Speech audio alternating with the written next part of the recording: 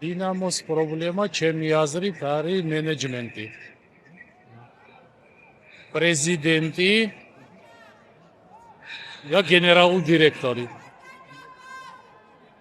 ახალგაზრდა ბიჭები ძალიან მაგრები არიან, როგორც კი გამოჩნდებიან, მეორე წელს გაიყიდება ეგ სასტავი და თუ შევინარჩუნეთ აი დღევანდელი რაც არის სასტავი, ძალიან კარგი იქნება და შეგვიძლია რაღაც ევროტასებზეც რაღაცას მივახციოთ რა მიზანს.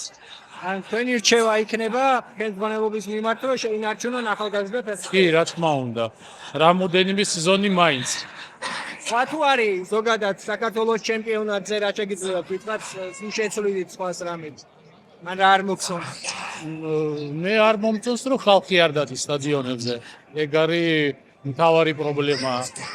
თუ Google შემატკივარი ხარ, აუცილებლად უნდა მოხვიდე სტადიონზე ნებისმიერ დროს, ნებისმიერ ამინჩი და ასე შემდეგ რა.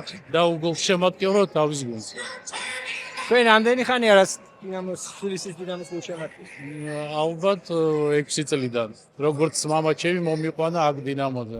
სრული ვიდეო ნახე Newsmakers-ის YouTube არხზე. თუ მოგეწონა ეს ვიდეო, დაალაიქე და გამოიწერე არხი, რომ არ გამოგჩეს შემდგომი საინტერესო სიახლეები.